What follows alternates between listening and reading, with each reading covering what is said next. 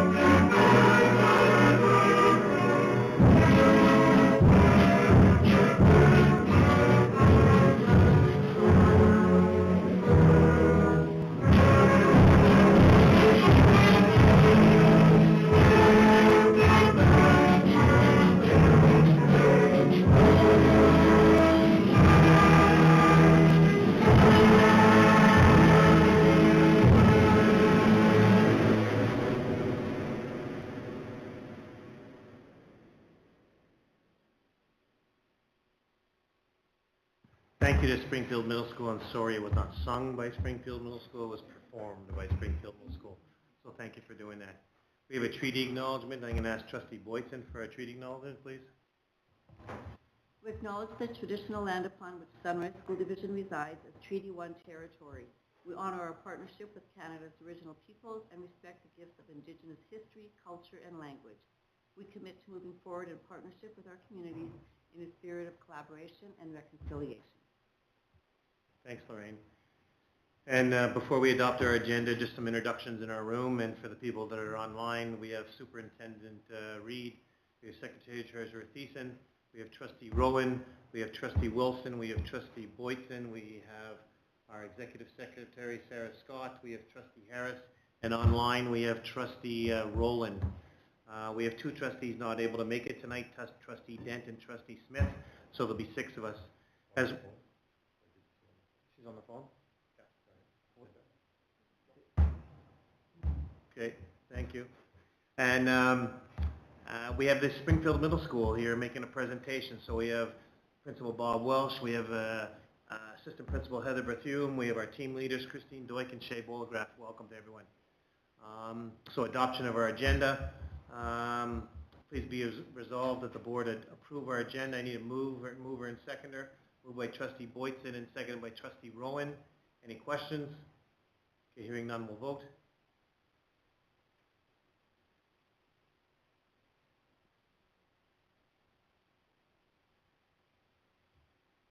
And thank you, it passed 6-0.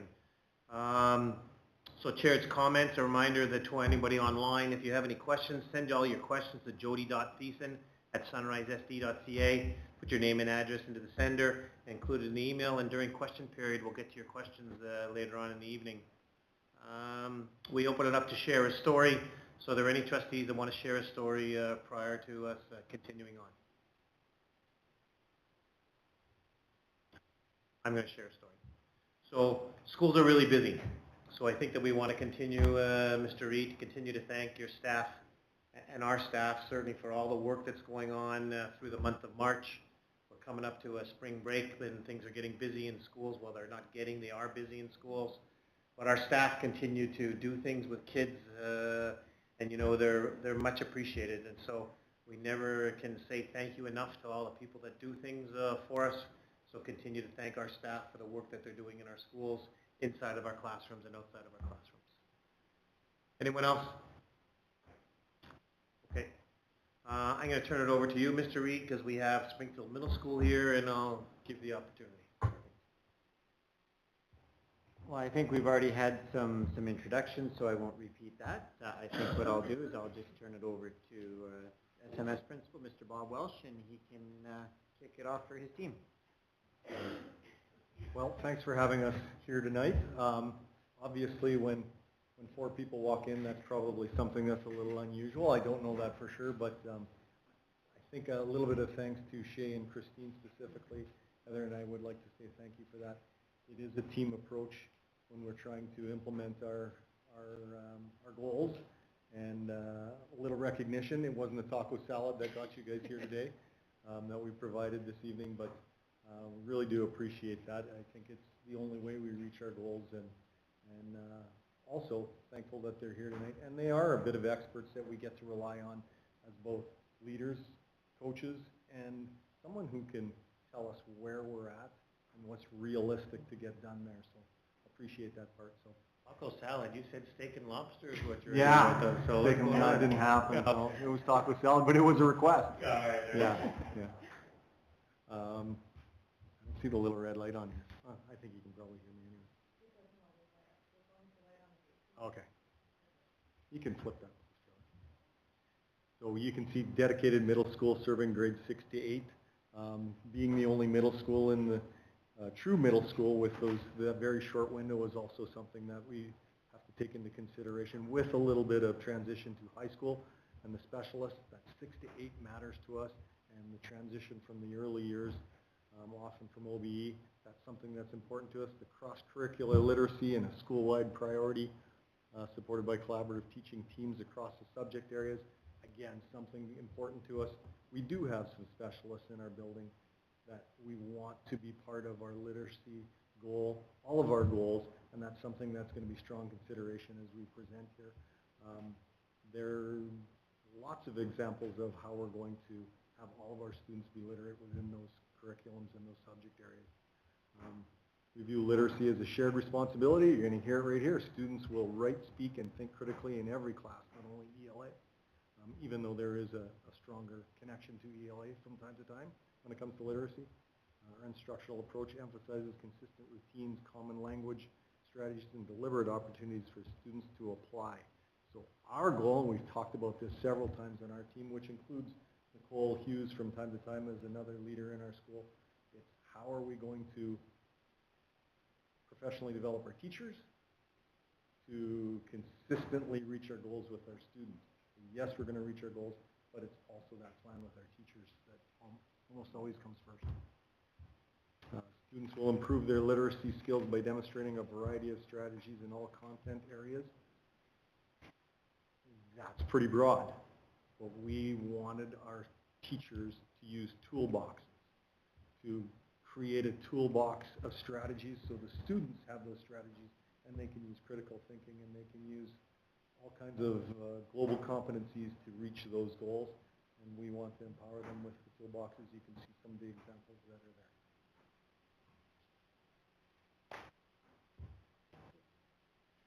When we were talking, this is coming on 3 years ago, time flies, where we started talking about what a literacy goal meant for us at SMS.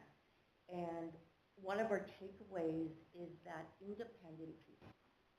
That yes, we can model, yes, we can lead, but in the end, are our students taking some of those literacy pieces and using them independently? So in our conversations, we again began to talk about strategies. So we have teacher strategies, like the think, pair, share, I do, we do, you do, which really don't filter back to students to something they could use to enhance their own learning. So we started to look at student strategies. What are we teaching and modeling students to put into their toolkit where they can pull out that strategy and use it because that is a strategy that works best for that student at that time. Hence toolkit. we're nope, because I didn't do it. That's right. And then we started to look at how do we know that our students are using those strategies? Because yes, they may be writing, they may be talking, but are we listening and assessing though that independent use as we go on? So the conversations really revolved around that triangulation of data. We have to have conversations. We need to observe. And yes, we have product, but in terms of our role in supporting our students, because it is a process between modeled and combined use to, yes, you're independent and using that strategy well, is how do we assess that? And how do we know where students are in their journey?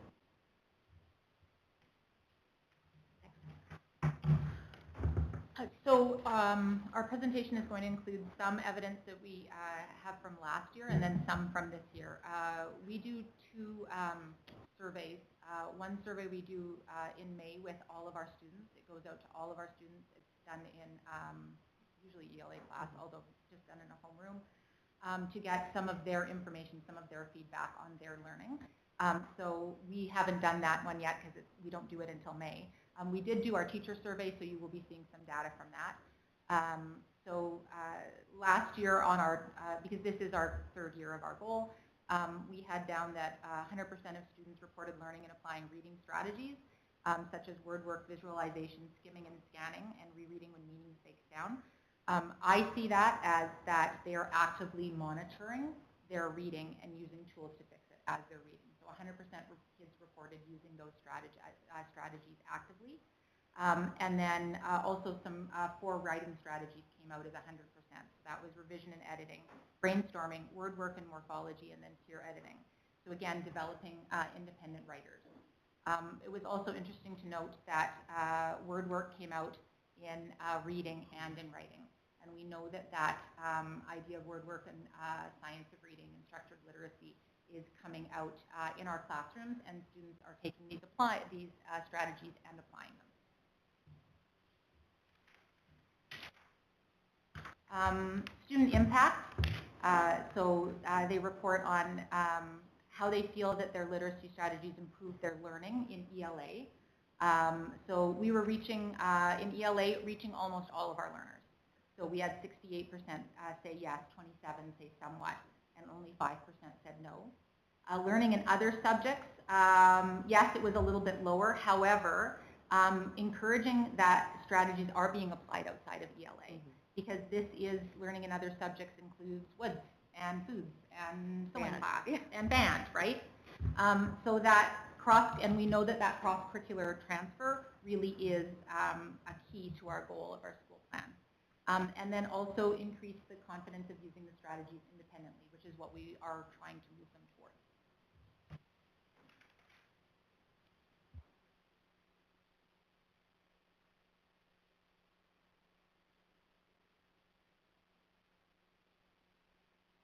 Teachers complete their end of the year survey in terms of that end result of our goal and how many students they thought were working well and what were their kind of initial thoughts about how the year went. This is what I was hoping I would see. So I was kind of crossing my fingers, hoping this would be the result, because when I look at that green, and that green bar is independent use of strategies. So in grade 6, we would expect that that list you saw on the prior slide, they're just beginning to kind of get their feet under them and how those strategies are used. Grade 7, we saw a little bit more. In grade 8, we saw the most independent use of strategies, which is what I was hoping to see, because it makes sense in terms of that building of that toolkit and the strategies being taught and modeled over those 3 years.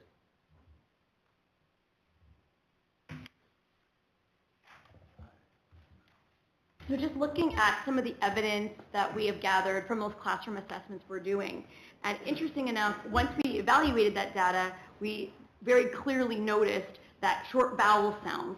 So for example, vowels that make that distinct sound like the A in the word cat, and also in root and base words, working on that morphology, we saw success amongst our students. In addition, we noticed that the literacy strategies we have taught explicitly, so directly to our students, we were seeing benefits in the mathematics aspect as well. So things like looking at problem solving and identifying key words. So whether it's increase or descending, they had a better understanding of what those words meant and were having more success in problem solving. Additionally, in their reasoning and explaining, so their justification of how they solve the problem and what words they use to describe it, whether it's orally or in written form, we were again seeing quite a significant improvement across the board when you evaluate all the teachers' data together.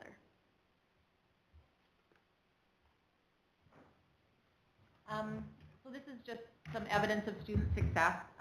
This came from a grade 6 book club. The strategies that are specifically have been taught are it's COQPW, which is connection, observation, questions, and predictions. And then it is continued, strategies are continued to be modeled throughout using a mentor text.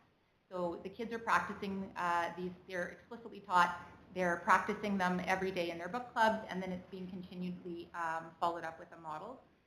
If you can see, this is the difference between week 1 and week 4, same student. So if you look at the beginning of the unit, so we've got limits in observation. His ideas are unclear or incomplete. There's some minimal evidence from the text.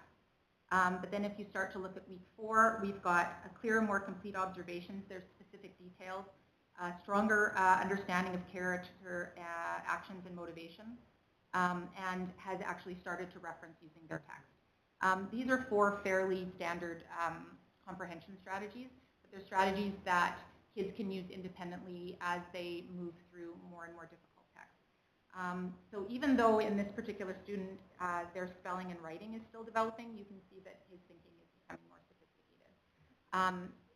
And particularly for this student, book clubs are chosen on theme, but the kids choose the books that they want to read, what they have an interest in. So they're not necessarily choosing to read a book with their club that you would consider to be at level. So this was definitely a reach book for this student, and the success that this student had over the course of the book club was pretty outstanding.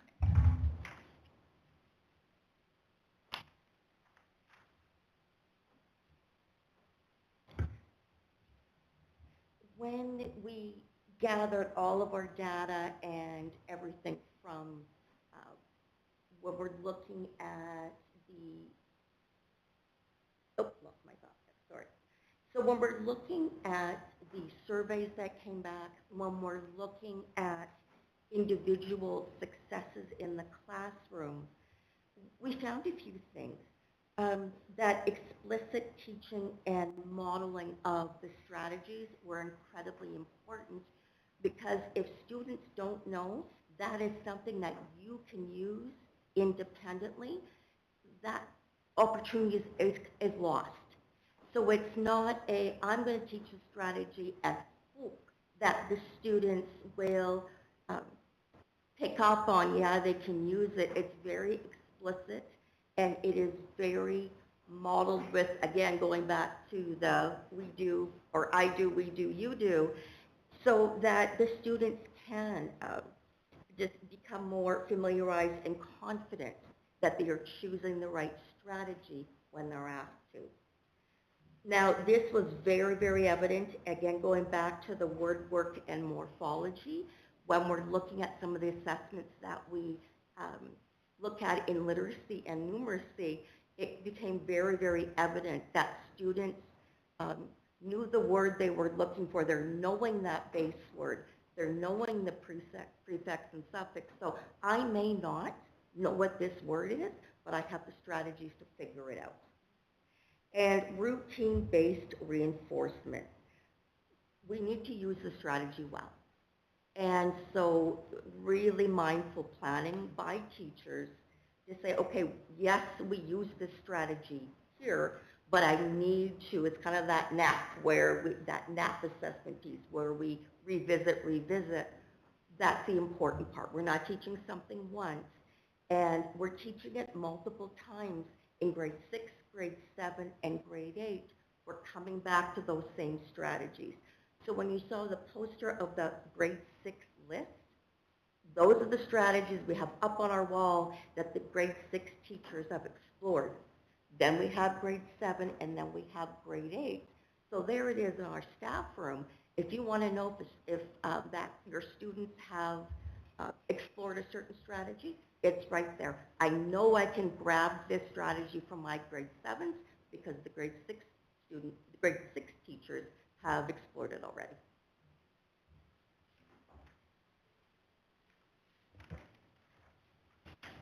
So currently in our implementation, we are just continuing to ensure that we apply, use, teach, provide opportunities to use those literacy strategies across all subject areas, as everyone has already mentioned.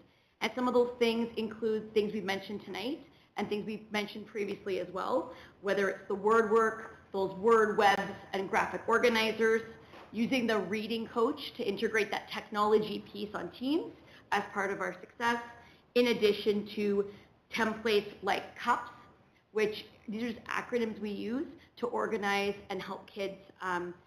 It's just strategy, right? So for example, the P strategy is about writing paragraphs and being able to take the point and explain with an example. So those little mnemonic devices are helpful for the middle years kids in remembering what their expectations are. But keeping in mind that teachers have to assess those strategies at the end of the day. And we do believe in supporting that triangulation piece, whether students are having products, but we are having those observations in addition to the conferencing and then those assessments. That's a really important part, that students take ownership into their work, into their learning, and they can evaluate how they are doing so we can support them moving forward.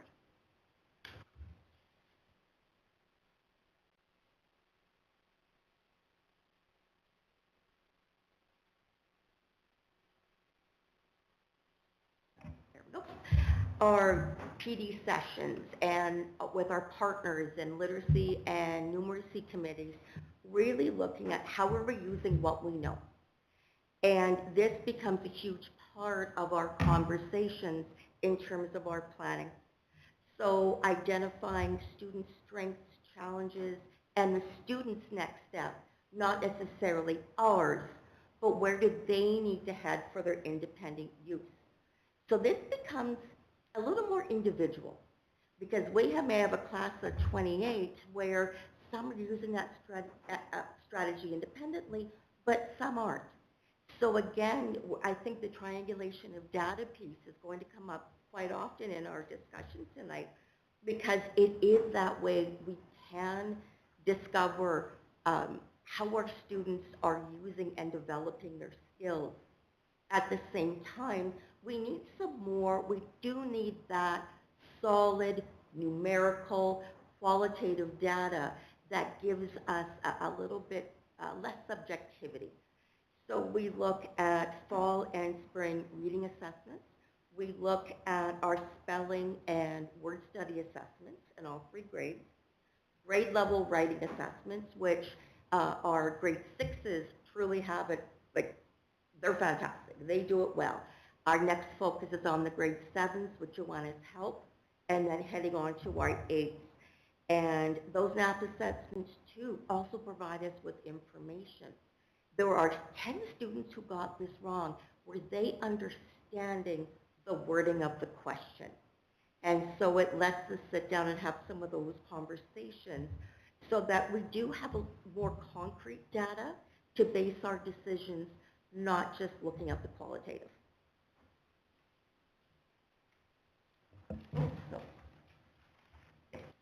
So looking at our next steps is always an important part of our journey with goal setting.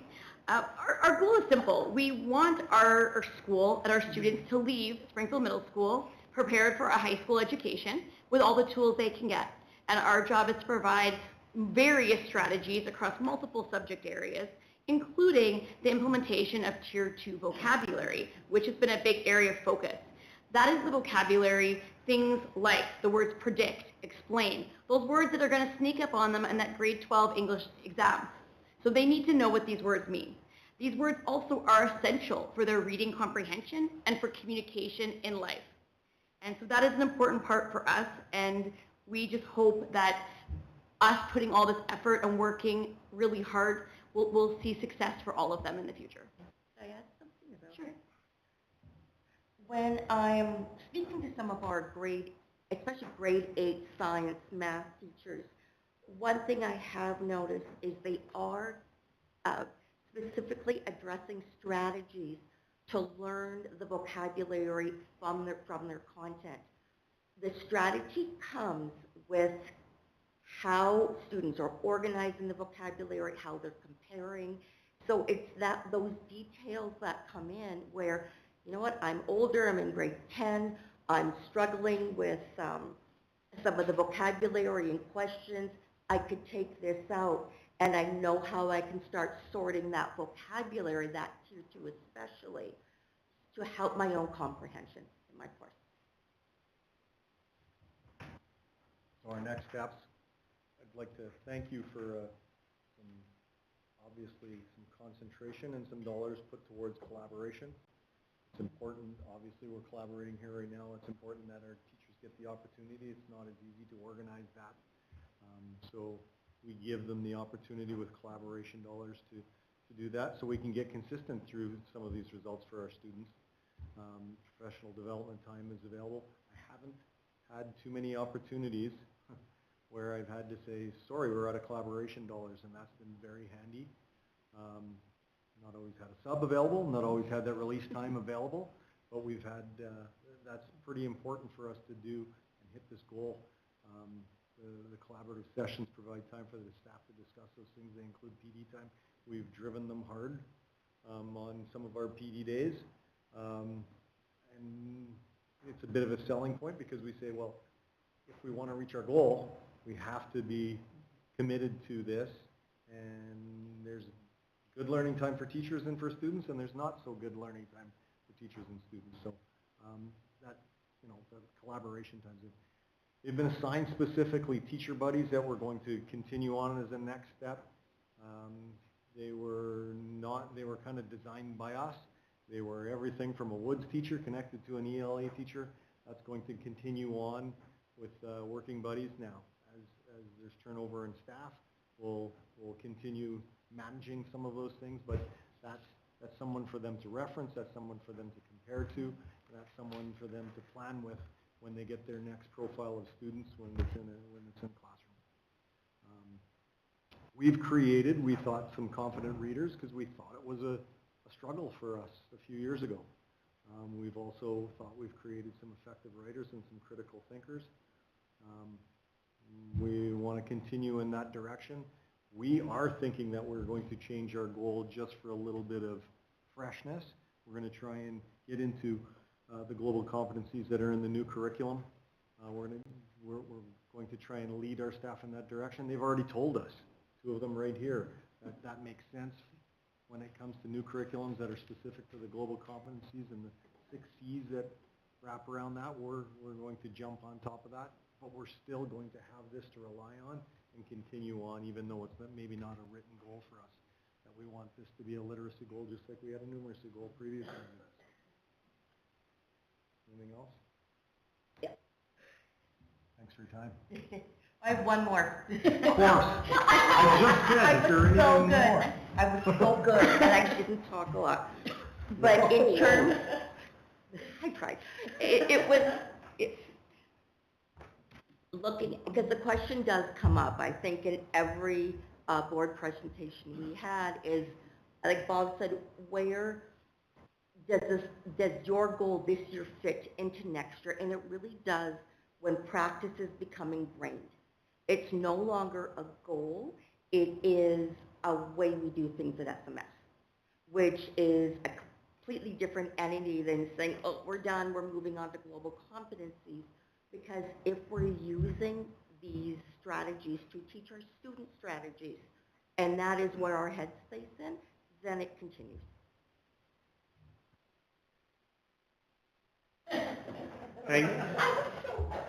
Thanks very much, team. Are there some questions for the team or the staff? Trustee Boyton.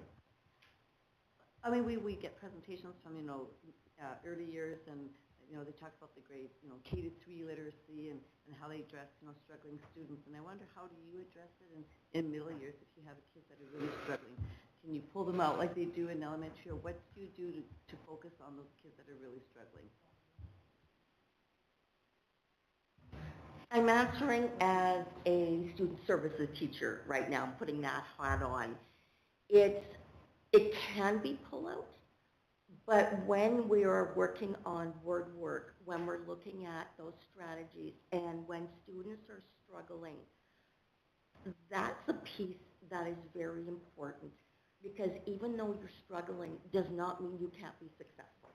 It doesn't mean you can't learn, but that doesn't mean we don't pull a group aside in an ELA room. We strongly use our student services, our EAs, to be able to really target some of those students who do struggle a little bit more. And I do have to say, because some of the pullouts are done so seamlessly that the students aren't looking at us saying, I don't want to be pulled out of class, because there might be a stronger group that works for the teacher one day. It's not a one-size-fits-all model. And there are students who struggle more than most. And that's where student services comes in to develop plans for the students as a whole in that classroom in a way that melds with the room. So it's not a, well, you're going to do this, but everybody else is doing this right now. It's a, what can that student do? How much scaffolding do they need? And can we provide them with that experience where Johnny over here may not need that much support, but Sally does. So it's that I might need to break this down a little bit more for 4 or 5 students, which is absolutely fantastic. But the rest, yes, I'm watching what they're doing, but I'm able to work with that group a little bit more. I have to say now, and a lot of the literacy assessments, like the baseline assessments we use, and Joanna is giving us a hand, we have a really good idea of where our students are in their learning, and not just because there was an AEP 2 years ago, we still have to reevaluate where our students are every year. At classroom teachers, student services, because the needs change, learning changes, and we just have to make sure that we are responsive to the learning that we see in front of us. Lorraine, I missed.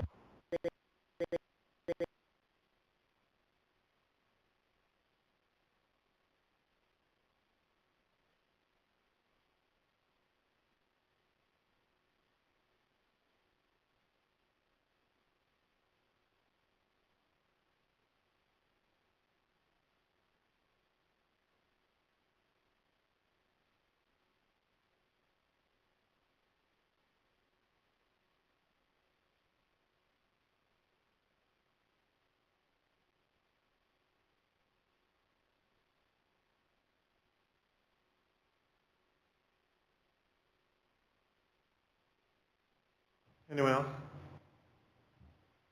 So I've got a couple questions for you. I guess at the end of the day, I've asked everybody this question is, how do you know it's working? So you're talking about doing a lot of great things with staff. Good for you guys. But I don't really know at this level, I want to know how our students are doing. So how do we know that what you're doing, so somebody new comes into Springfield Middle School, a parent, and say, hey, what are your academics like? How do we know that our kid's going to get a good education that's here? And you've talked, well, you got a goal, and so how do we know, or how do you know that what you're doing is working?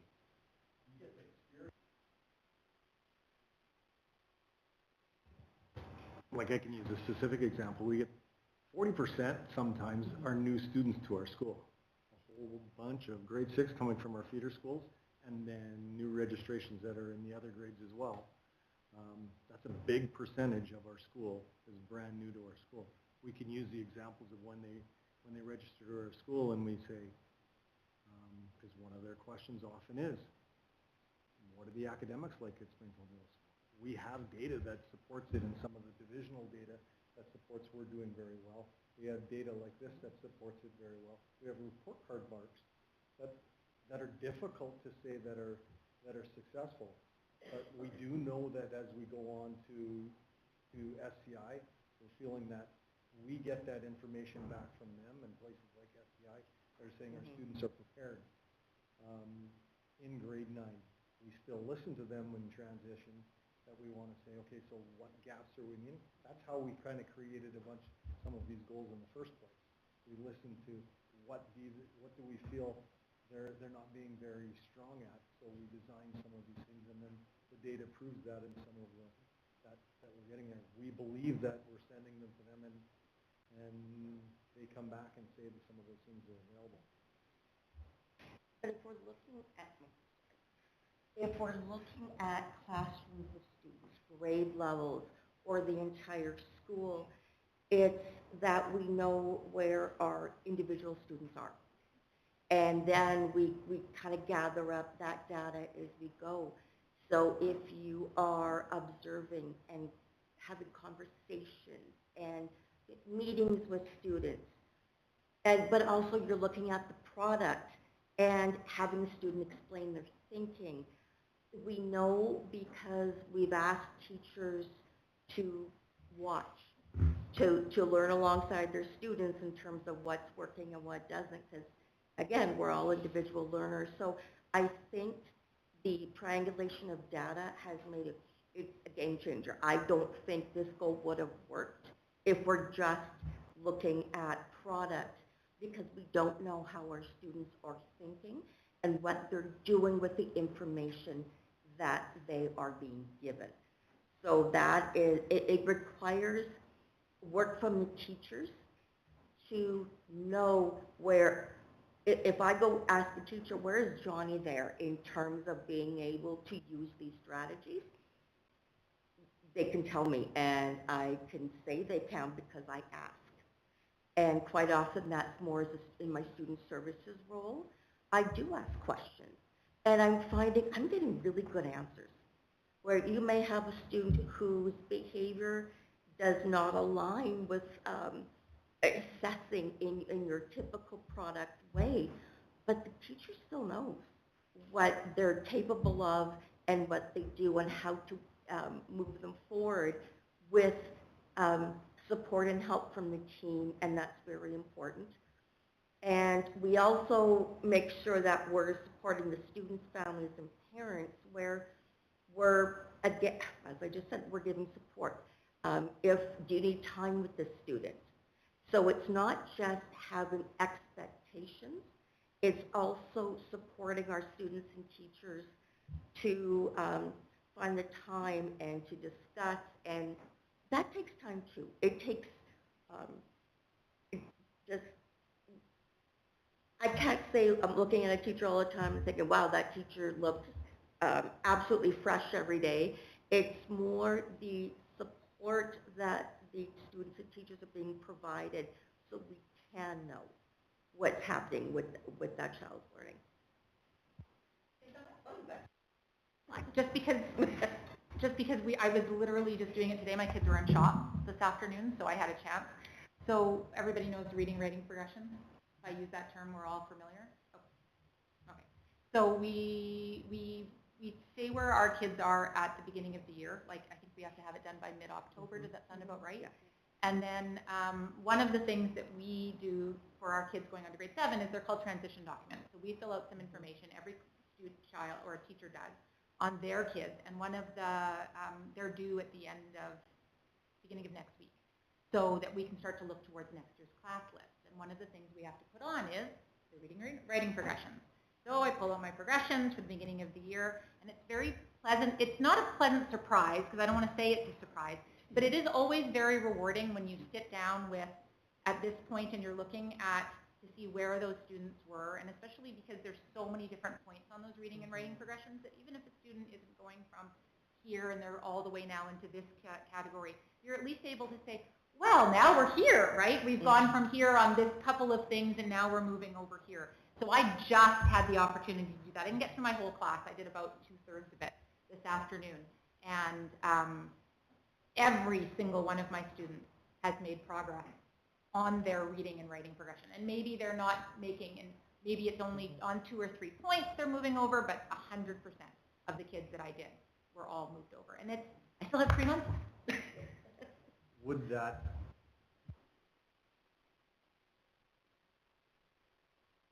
for a parent that would like to come visit our school and see if they'd like to choose SMS, kind of related to your question. No, we're not breaking that out. That would be like showing them that data there and hoping, but we could definitely reference it. We're in part of a lot of that conversation. I was just trying to dig into how do you know? And Shay, you shared about how you know. Because always what we're always looking at is, great if you're talking about this is what we want to do. At the end of the day, the board, it's great that there's all kinds of learning that's going on with your teachers.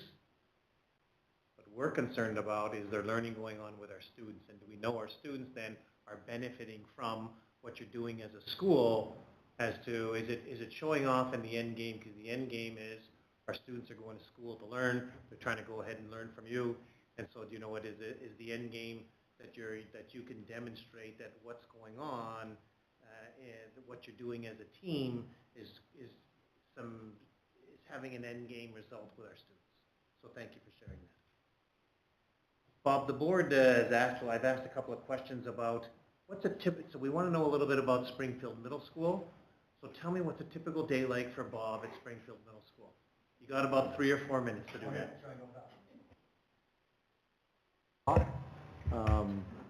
Walk into my office and I'll probably prioritize what are the things that I need to do first. Often it sits at an email. And where am I going to prioritize which things are going to happen in 3 different categories? What's going to be right now, what's going to be in maybe a week or a month, and what's going to happen maybe in the next few days. That's where I like to go. Communication email is very important. I often sit down at my desk, but I don't get to close my door. That happens at 8 o'clock. Then we get ourselves ready. People like us and Heather, we want to be visible in our school. We get visible. We're actually on duty at 8:25. We're visible in our school because we think that's important as much as we can. Sometimes we're not available. We try to hit that as often as we can, and then we get ourselves ready for getting ready to sub in the classroom sometimes. Sorry, being a little sarcastic, but that's a reality because we don't often ask for our staff to lose their preps and lose some of their time. Sometimes that's sitting down right then and there and designing where we have our gaps and where we have our holes. And there's been good times recently, but we've had some very tough times where every morning we have to fill those gaps. That has become routine. Sometimes the time when we're going to do that and who's going to fill in on those spots and make sure that our students are covered and all of our people are covered. Often goes right into our routine at SMS is I do announcements. And that's an important part of the day because I think, I don't know, maybe I'm bragging here a little bit. I think we're the busiest school in the school division at our age level. It's because there are so many opportunities for our students, and it's something that I believe our staff's committed to. It is mind-blowing. Our calendar comes with how's our communication. It includes putting on our website. It includes our daily announcements. It includes making sure the students know where to go and what they're what's available to them, and then follow the routine of the daily schedule. And then it's usually a little bit of downtime for me, and sometimes for Heather. Usually a bit of downtime almost right after announcements. Where am I going to go? What am I going to do on my priorities? And that often includes what's available to me right then and there. There's lots of things that are on the horizon, and I might be able to tackle some things that are 2 months down the road. It all depends on what's happening during the day. There are often office referrals that come our way. Sometimes there's something that's lingering on, and it includes parent communication, and sometimes problem solving. Then I got to look at my schedule and see if I'm going to head to a classroom to do an evaluation of a teacher that on the schedule there sometimes too. Some of those things are pretty daily. I keep a calendar because it's the only way I can keep myself on track. I regularly go to my email calendar, and it includes invites from all different types of places, and that keeps me on track for what I need to do then and there. Sorry, this is sounding pretty focused on me, but those are the examples that I know. And then we make ourselves visible depending on the situation, and if we're available, make ourselves visible during break, for the 10-minute break, because students need to see us up and around with the teachers that are on duty. Not a whole lot has changed as we go through this. Sorry, I'm past the 3 minutes. As we go through there, and then we head into a lunchtime, probably the busiest time of the day for people like us, and unfortunately busy for them too, who are supposed to take their 1 hour lunch. I don't know if any 4 of us have ever seen that, but Heather and I are on duty every lunch hour, every day. And that includes how things look in that unstructured time from 12 o'clock to 12:20, and then that unstructured time of where they're going after that, like places like outside. We're on duty, and then sometimes we get to eat after that at 1 o'clock. And we kind of take our priority list and take a look at them a little bit more. And then back on duty for the last break, a little bit, and trying to be visible, and at 3:30 it's make sure we're visible and everybody gets on the bus all safely, and some of those challenges that may have come our way, we've delegated some responsibility. We've had problem solved with some students, and it's a successful day sometimes. Thanks, Bob. That's a good flavor as to what it is. 2 more questions. What does the board need to know or understand about Springfield Middle School regarding your needs? What do we need to know? Can you go? Okay. This isn't new. We've presented 3 years in a row here. It's not, nothing will change. Trevor will smile, he'll laugh. Boots on the ground ratio is hugely important to people. It'll never change for me. This is my perspective. I believe I'd be supported wholeheartedly from the people here and from my staff. There's only so much money to go around. Some things need to be sacrificed. I think it's important to have the people that are available so we can have the right ratio to student and have the right supports for student and have the right people that can attend to the student needs. I think that'll never change that in my perspective, and I don't think it'll change in many of the staff at SMS. I think that is the most important thing. I also, of course, there's the technology, and the availability of technology is valuable, and I don't think that's going away either. We've become into routine of using technology very successfully. I'd like to see that commit to continue on, but there's so many things that are available, but it'll never change the fact that, yeah, the last one I said boots on the ground again. That'll never change that. I think having those people available for us to be available to the students is the most important thing.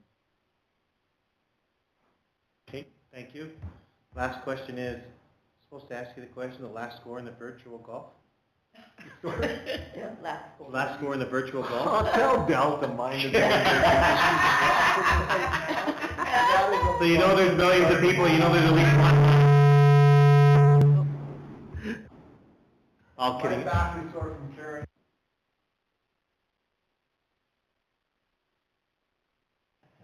Anyways, thank you. Anyone else? So thank you for coming out and presenting to us.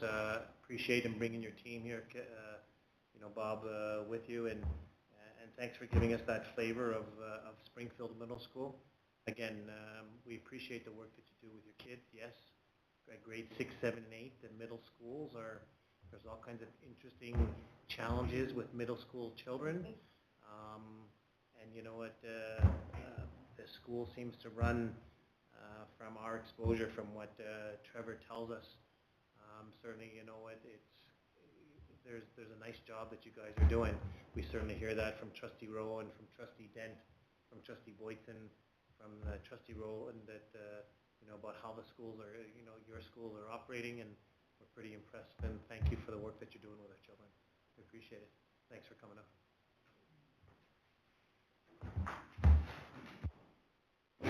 And of course, we expect you to stay for the next hour.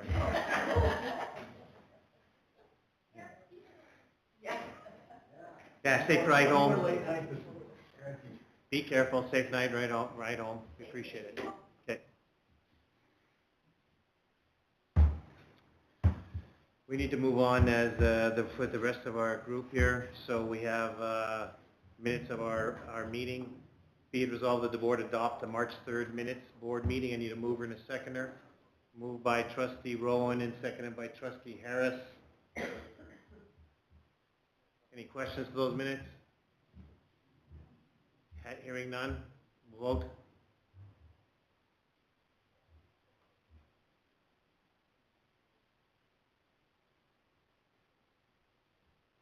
And it passed 6-0. Thank you. Superintendent's report, Mr. Reid.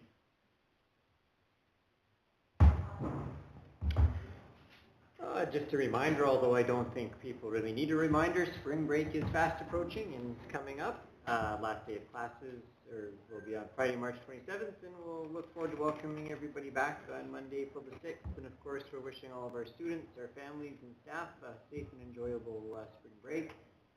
And as we often do when we get a break, we also want to just pause and recognize that not all of our staff are taking a break, that many of our operational staff will be here making sure that our schools are clean for return, that payroll continues to run, that our buses, get some extra work done when they're not being used on that daily basis, just to mention a few. So recognizing the fact while many of us will be enjoying a holiday and a break, we will still have some staff working hard, supporting the operations behind the scenes. So just sharing with the public that our Sunrise trustees, along with trustees from all across the province, will be gathering at the end of this week for a couple days in Winnipeg for their annual convention and some learning sessions. And just as always, our board will be well represented and in attendance, and bringing forward the interests and priorities for our communities here in Sunrise. And so looking forward to a couple days and extra work with our trustees. So tomorrow, Sunrise is hosting a divisional career fair. So that'll be on Wednesday, March the 18th, and that will be from 2 o'clock to 8 o'clock here in the Sunrise Education Center. And we're hoping to have people out from across the region who are interested in all of our job categories. So whether that is teachers, educational assistants, bus drivers, mechanics, custodians, our clerical librarian staff, or our office staff, we hope to see you out if you're interested in either full-time employment or part-time spare and casual work. We'll be doing interviews on the spot tomorrow if people are interested in positions, as well as sharing any information and answering questions that potential candidates may have. So come on out 2 o'clock to 8 o'clock tomorrow here at the Education Center in Beausejour. And finally, just had the opportunity to attend the Springfield Collegiate Jazz Band performance a couple weeks ago at the Manitoba Association Band Festival. Under the direction of their Greg Crow, the band was excellent. Not only was the music good, they were excellent representatives of the school and the music program and the division. And just while it's not on my report, I did get an update from Mr. Crow shortly after, and I just want to share some specific accolades of note. And so shortly after this opportunity, there was the Winnipeg Jazz Orchestra International Women's Day Concert. And congratulations to Claire Myers, Savannah Fernandez, and Lexi Agnew, who are all jazz students at SCI, who performed as members of the Young Women in Jazz Ensemble, which opened the concert. Very special congratulations going out again to student Lexi Agnew, whose outstanding musicianship and professionalism earned her the remarkable opportunity to perform with the Winnipeg Jazz Orchestra itself. An extraordinary and rare achievement for a student musician. So congratulations to Lexi. And then also contributions from two of our divisional teachers who performed at the concert as well. Dana Malenko from Enola School and Jenny Taylor from Springfield Collegiate performed with the Winnipeg Women's Jazz Orchestra. So they were up with the professional musicians on stage and represented themselves in the division quite well. So congratulations to those individuals for their opportunity to perform with the Winnipeg Jazz Orchestra International Women's Day Concerts. So, thank you.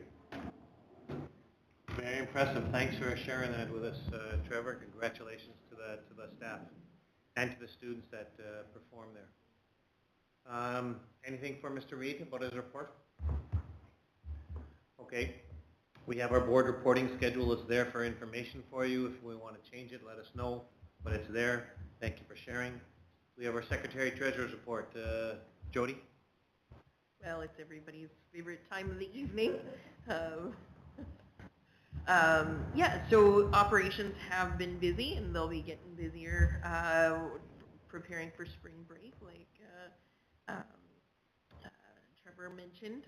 Just to let you guys know what everybody else has been up to, finance is getting ready for the provincial year end. March 31st is kind of an important deadline for, or the start of a deadline for finance. The province asked for us to prepare a provincial year end for them. So we combine two financial periods and send off the information onto the province. We've received new information actually just today that our year end, the way we include some information is changing. Just they've updated some public sector accounting standards.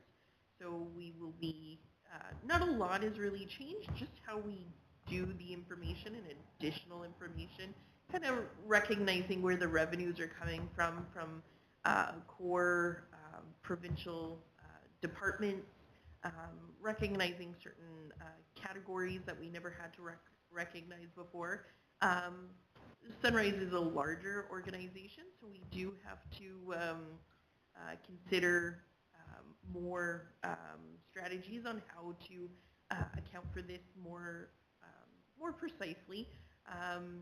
And so it'll be a new path for us to just try and figure it out. And not that I'm concerned we'll be able to account for things in the right categories for the new standards. It'll just take some time to kind of create that process. So that's kind of new.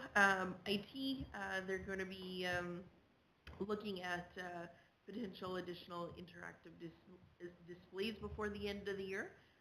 But all interactive displays that have been requested from the schools have been installed. So that's pretty exciting stuff for the schools. We are in the process, just updated today.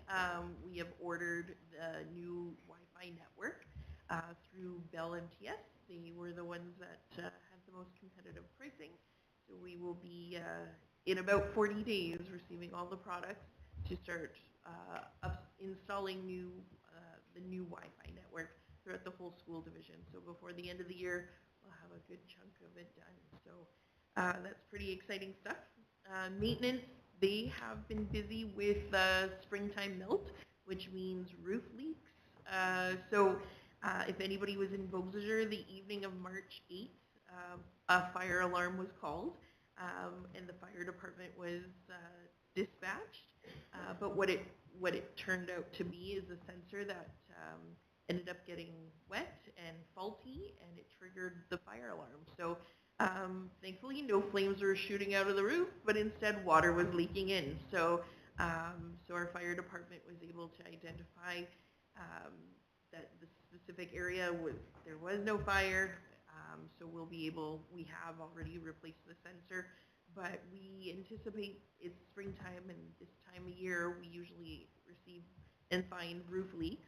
And we have in the queue about $180,000 of identified annual maintenance for roofs throughout the whole school division. So we will be doing that in the spring. So SCI, the mechanical system, still doing some monitoring. We are seeing some improvements on the glycol by doing the filter replacement on a more regular basis. We do recognize that we're going to be approaching cooling season soon once all this snow melts.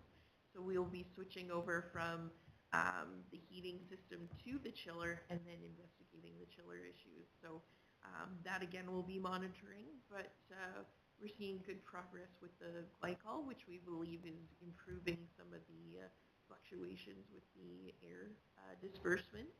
So continuing on with that though, we will be monitoring, and we'll be receiving, probably by next board meeting, I'll have a report on what the latest findings are from the past 10 days of monitoring and see if there was any changes based on the filters being replaced. Transportation, they've been Unfortunately, in the month of March, we did have to cancel 2 bus routes. We are seeing sometimes a driver shortage and a lack of spares being available. So over the last couple of months, you've seen the fluctuation of drivers in each region. We are steady doing training, and we hope to bring more people out at the career event taking place on the 18th. But yeah, we're always looking for those drivers. We are seeing some success out of the latest incentive to refer a friend and receive some a kickback from that. So continuing on with that program seems to be helping. And yeah, it's been busy. I'll leave it up to you guys to ask it for questions. Thanks, Jody. Anything for Jody? Jody, 2 questions. Can you comment on, you had a meeting with the daycare, and I don't know if Trustee Wilson, you were there, with regard to renovations that are going on. Can you just, for the public, just very briefly, remind what's going on?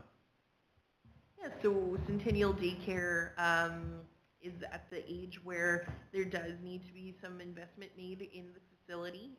Some new cupboards, their washroom is at the stage of, I would say, end of life. Cabinets need to be replaced, flooring needs to be replaced, kitchen cabinets.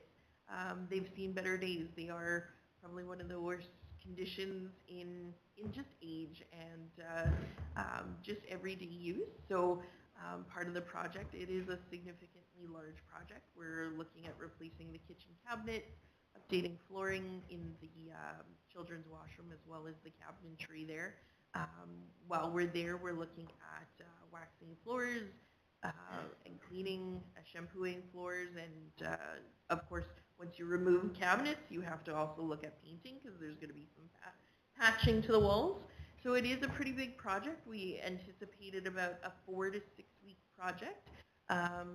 The daycare facility seems to be on board. Barb, the director at the daycare, has prepared the staff. They are aware of this big project, and they'll be sharing communication with the families about the timeline and what does that look like about being closed and potentially relocation just for the summer months.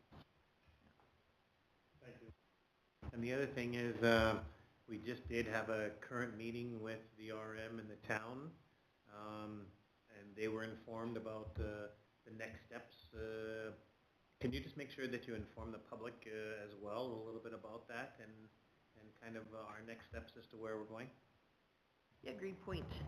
So as everybody's been waiting and wondering what's going on, Anola and Lactobody have been awarded 2 daycare facilities from the province. The last communication that we received identifies the timeline. So there's going to be the tendering for construction. It's expected to start winter of 2026. And then construction's anticipated to be about 12 to 15 months. So completion target date is summer of 27 with the idea of occupancy early summer of 28. So that's what we're hoping to see that timeline. There is a number of daycares that will be deployed during this time. So to make sure that everything goes smoothly, communication's key with the area, the school principal, with the local municipality, letting them know that this is taking place so they can anticipate building permits coming their way. Just having a good communication plan going forward with the municipalities. But I do have feedback from the local daycares in the area, and their waiting lists are long, and they're looking forward to seeing something go in that community, both communities. Thanks, Jody. Any questions for Jody? Okay, thank you for that, I have Jody. a question. Oh, go ahead, Trustee Rowland. Jody, just to be clear, there are no schools scheduled for computer replacements this summer on the rotation? Correct. We do not have it in our schedule. It's every 5 years, and there's nothing scheduled for this summer, which is great because we do know the cost of computers have skyrocketed. Thank you. Thanks, Jody. Thanks, Diane. We're going to move on to board business, credit attainments, semester 1. This is you, Mr. Reed.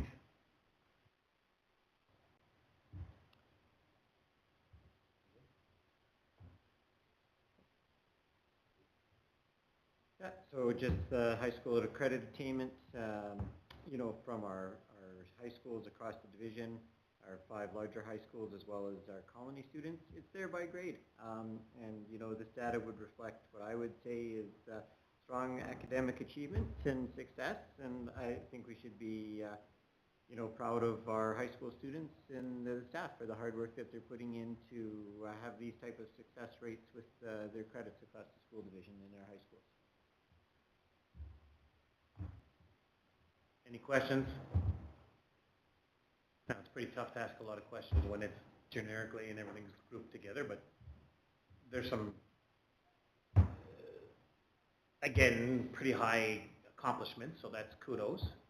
Unfortunately, we don't know if it's 100% in one school and not a lot in another school. However, those results are pretty impressive, so thanks, Trevor. Yep. There, of course, is some variability across our schools, but I would say when we looked at that internally, you know, by school, there were no schools that stood out, you know, as particular concerns. And so, thank you. Yeah, program leader reports, Trevor, and basically some of them are week by week and some of them are month by month of what they're doing. Did you want to comment on any of that prior to, or go ahead? just a comment that it's primarily there for information, you know, for the trustees to get a look at what our program leaders are doing. There is one missing, our student services program leader, who did not get that one in time for the board. So, you know, I'll continue. I'm sure I'll get it by this week. There was some absenteeism there, not a concern. I'll upload it and attach it to the agenda after the fact for the trustees to see as well. Thank you. Any questions from the trustees? Do we not have a music program leader? We do just ask the 5 full-time program leaders to supply reports. Our music program leader is 3/4-time teacher at Springfield Collegiate and quarter-time for the division. Just simply didn't ask the music program leader for a report. Thank you.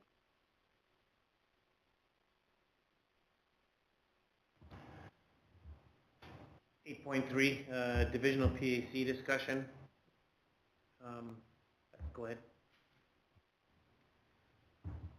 Yeah, so just on the report, we have identified a time for the divisional PAC meeting. So we have set aside Thursday, April the 30th from 6 o'clock to 8 o'clock. You know, as the report indicates, you know, probably a bit of a conversation here led by the board chair just around potential topics or setting aside a planning committee.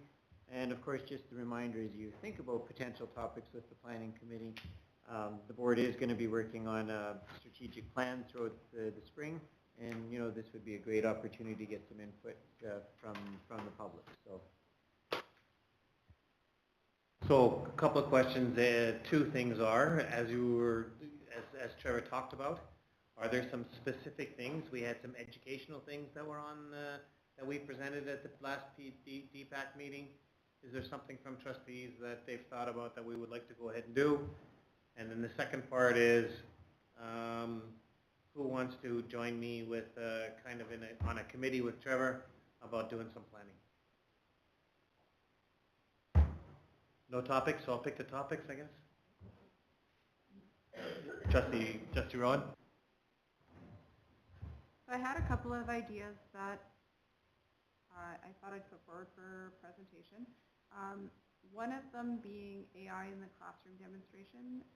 The trustees had a presentation on AI. Unfortunately, I wasn't able to attend, but it sounds like all the trustees that were able to attend enjoyed it. So it may be useful knowledge for parents.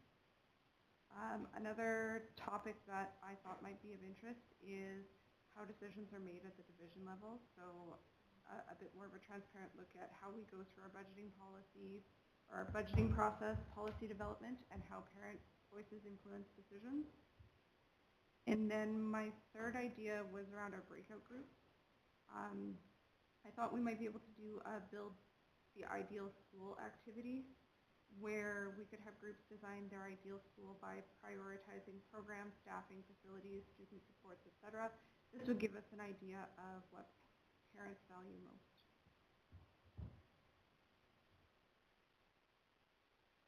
Great suggestions. So the second suggestion was is that how decisions are made at the division level. Are you talking about at the board level?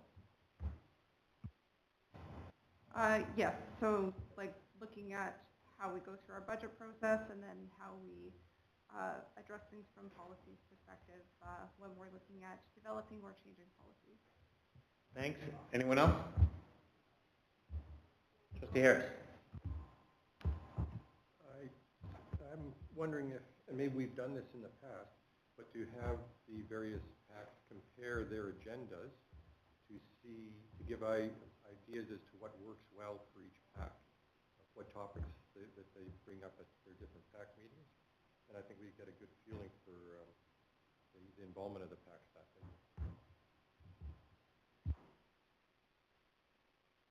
Thanks, Robin. Anyone else?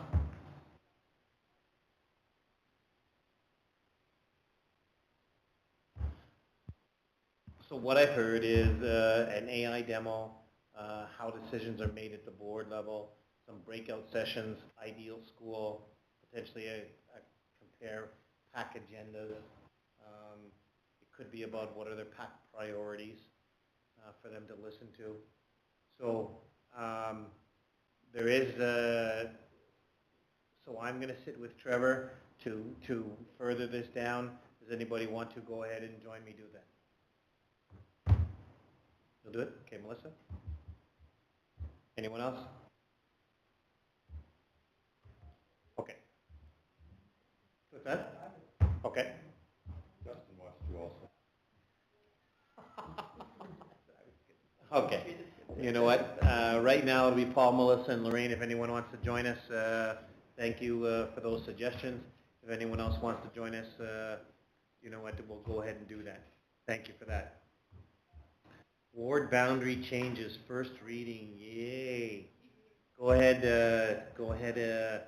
so the information that's there, so transparency is that since we've had to include Saugeen has joined the Powerview boundary, you've shown us all the numbers as to where it is, so we're not really going to change our the idea isn't that we're going to change our boundaries since they're there, because now we're kind of within the range of as to what's going on in the rest of the boundaries. So thanks for sharing that. Is there anything else needed to be added to that? That's a quick summary, I guess, of everything. And Yeah. people had that information. Anything else? No, great job summarizing. This was an adventure for me to go down the path of ward boundaries. There is a lot of history behind here as well. The only area of concern that I'd like to point out, and I think everybody, we've talked about it in the past too, this board has been Ward 1, just the way that the ward has been carved out, it just falls below that minimum standard, but we've always accepted it because the region is so large. My understanding is the region is so large, and to capture all the voting, eligible voters, we could rearrange some boundary lines, but it also has an impact on, and again, this is only electoral boundaries. They're not catchments for the schools. But by changing electoral boundaries, you may be putting people that their families actually attend, say, Lac du Bonny or Enola, and now they're voting for the trustee that's in the Whitemouth region. So it's something that I don't think anybody's really wanted to pursue in the past 4 years, and then some, looking back at historical information. So we were satisfied with this just because of the region and the size and the space and the population density. But with that being said, the impact with bringing on the First Nation, it brings up Ward 7's number count to where it's within the reasonable range. So there's some interesting changes to that, but a lot of interesting history diving into this. Questions for anyone? So we do have a motion that I'll bring up there. Before we go to the motion, any questions? Okay, so be it resolved that the board approve the first reading of the ward boundary bylaw 383-26. Need a mover and a seconder. Moved by trustee Rowan and seconded by trustee Boyton. Any questions to the bylaw first reading? Okay, hearing none, we'll vote.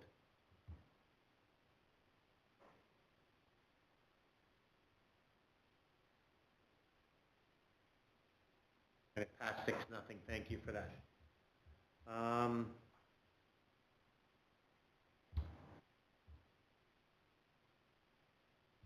Divisional mileage. So I'm going to put this on the floor and then I'll get you to speak to it. Be it resolved that the Board of Trustees set the divisional mileage rate unchanged at 52 cents per kilometer. Moved by trustee Rowan, seconded by trustee Harris. Go ahead, let you speak to it, and then anyone else. Yeah, it's interesting how time flies. Back in April of 2023 was the last time we actually made our adjustment to 52 cents. And at that time, our fuel price was in the range of $1.50 to $1.80. And we were satisfied with the 52 cents per kilometer price. Now, when the review for what would be an accurate and adequate reimbursement to employees, we have a couple areas that we dive into. One is the National Joint Council, which does a lot of comparisons for prices. And a lot of this information, though, is based on historical. When comparing, it's not on the current situation that we face, where we're seeing rising fuel prices. But with all the historical information over the last 6 months, we're still in a decent range when we compare ourselves to other school divisions, when we compare ourselves to CRE's reimbursement or allowance. We're still underneath that number. So at this time, just requesting to stay the same at 52 cents.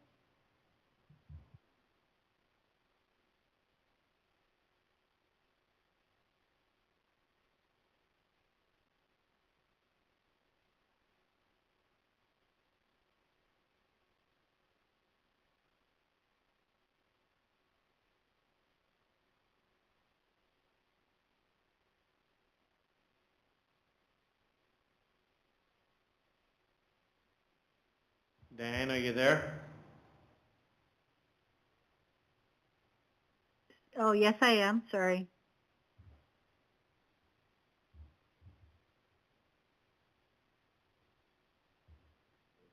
Thank you. And it passed 6-0. Thank you for that.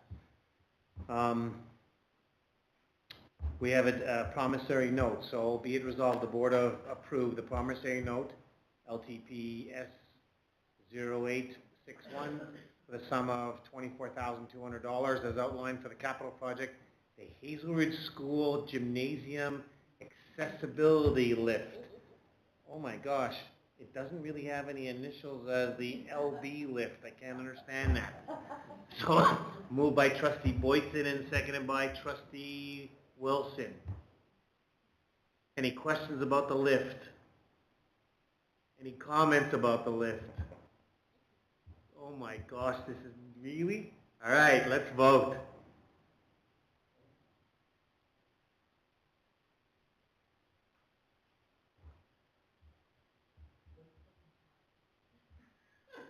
It passes 6-0. Can you imagine? There we go. We now have the Lorraine Boyton lift in Hazelridge School. There we go. And we've been talking about that a long time. Good for you, Lorraine, and good work certainly about getting that. Yes. We are where? 24,000. Edward Schreier, thank you. Be it resolved that the board approve in principle the Edward Schreier School Varsity Boys Basketball Tournament in Neepawa, March 6th and 7th, subject to superintendent's approval. Okay. Well, Well, it looks like they went, and we just need to make sure that it happened. So, go on. We're saying yes, motion by trustee Harris and seconded by trustee Boyton. All right. Well, we'll vote then, please. Just imagine we say no. There we go. How did they do? Yeah, 6-0. How'd it go? They won some, they lost some, they unfortunately did not qualify for the provincial tournament coming out of this qualifying tournament, so. You know, it's still a good one that they got so far to get there. So good for them. The next one is this a sleepover?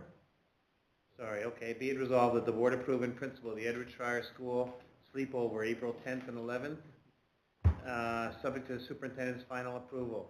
Moved by trustee Harris and seconded by trustee Wilson. Any questions? All right, bring your jammies. Let's vote.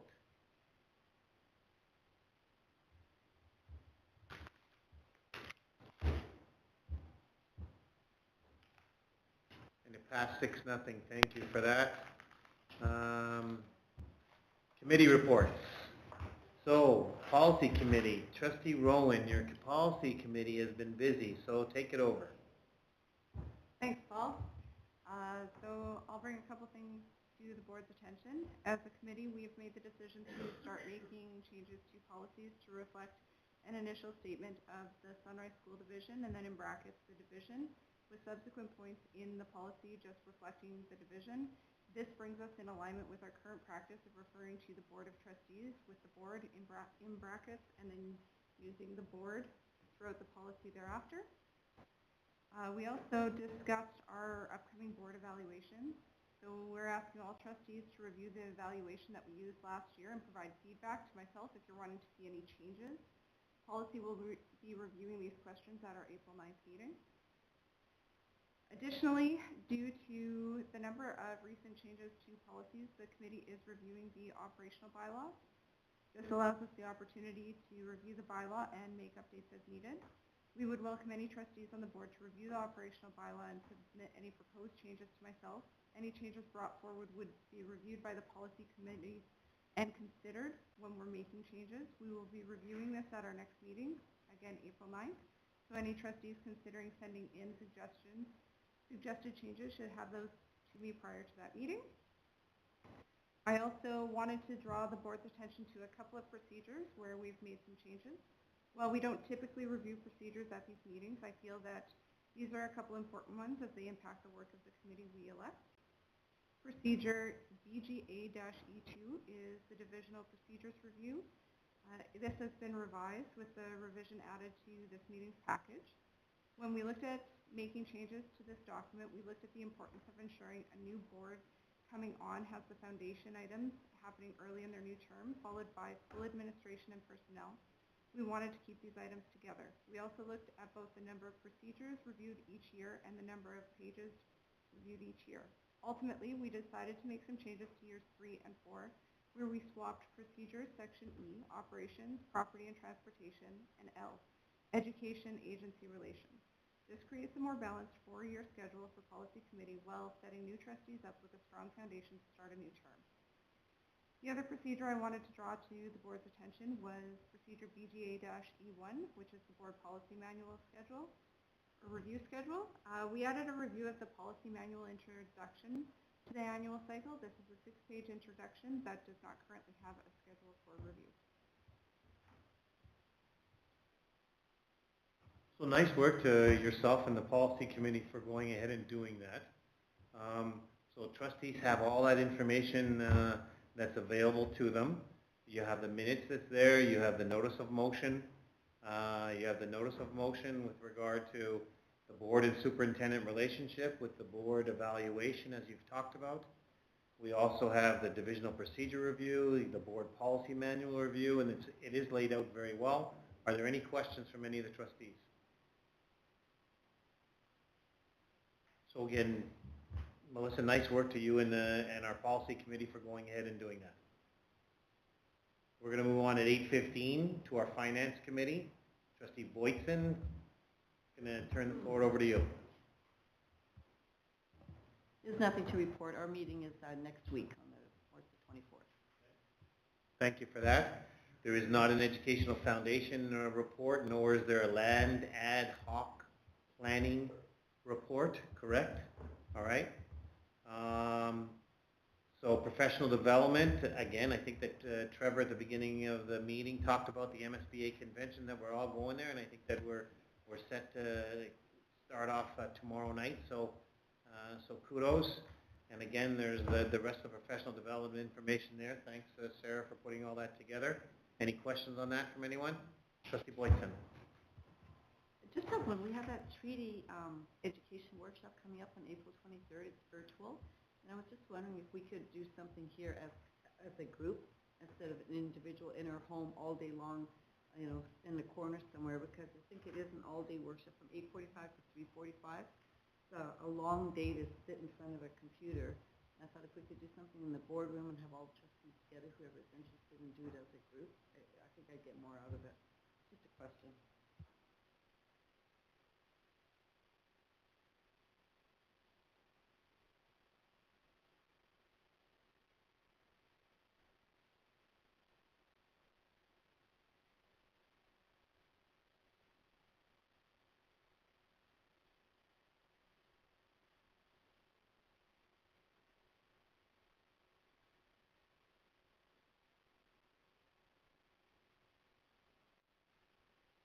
So what Trustee Boyton has said is that there is one that you can sit at home and doing.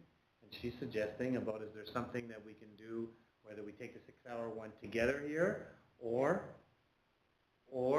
I guess what I'm saying is do we have the capacity, Trevor, to take that and deliver that in a shorter period of time here? Oh, I wouldn't know the content of what the presenter is delivering. I think you're with the presenter and the stock presentation that is on the 23rd. Yeah. Right, and it's put on by Jody Taylor from Manitoba School Board Governance PD Services. And it just sounds like a really interesting workshop, but a long day to be stuck in front of a computer at home.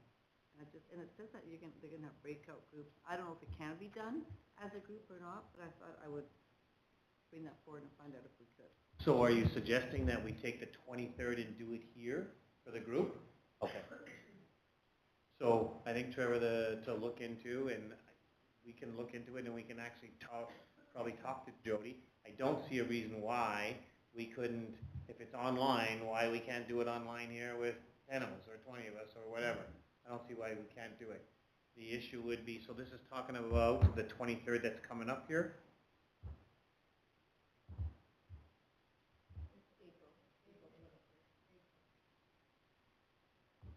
Okay. We put it on the next agenda. Is there a deadline to register? So how about if we'll see Jody over the next couple of days, but if there's interest in it from trustees, and again, I guess if this room is available, or the Sunrise room, depending on how many we are, is that let's see if we can, basically what you're suggesting is let's do it together, you know, here as opposed to sitting at home. Okay. Is there interest in doing that? I think, Donna, you saying yes? I have to check my schedule. Okay. Okay. Well, let's go ahead and take a look, and we'll come back and see if there's a potential interest. Diane, want to comment on that at all? Yeah, I might be interested. Okay. All right. So I'll do that, and actually we'll have the conversation when we're together in the next couple of days around doing the round table. Okay. And then, Trevor, we'll get to you, and we'll try to make it work. Mental health first aid report, Trustee Rowan. Oh my gosh, you're raising the bar with that report. Very impressive. So, there for information. Give us the 2 or 3 ahas. Well, I'd like to start by just saying thank you to the board for giving me the opportunity. They have a very quick acronym that they call ALGES that they use for giving you kind of a quick rundown of what you need to follow. So that is approach, assess, and assist with any crisis. So you're going to quickly assess whether or not this is a crisis situation, and then you're going to go about your approach and your assessment.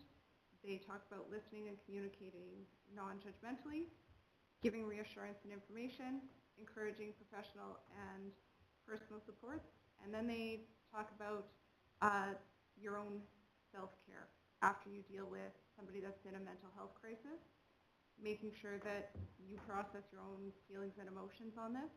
Another key thing that they talk about in this class is that our job as a mental health first aider is not to diagnose anybody. Our job is to get a person through the crisis in the moment and then try and give them the resources they need to connect them to somebody that can help them a little further on along with this process once they're in a more regulated state.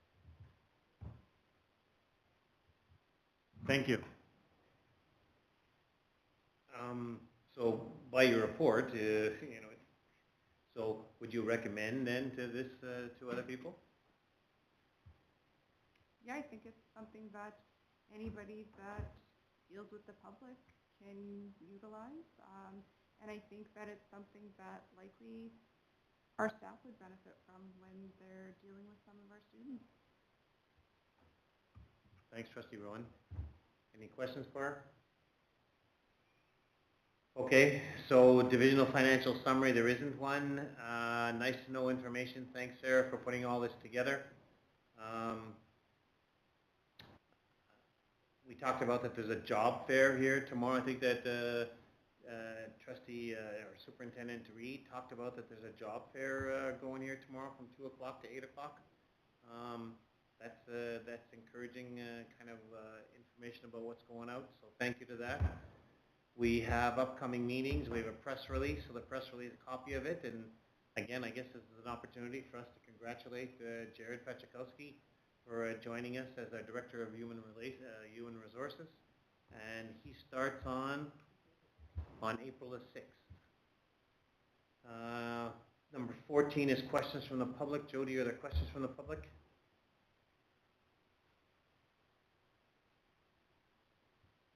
Nope, that's me.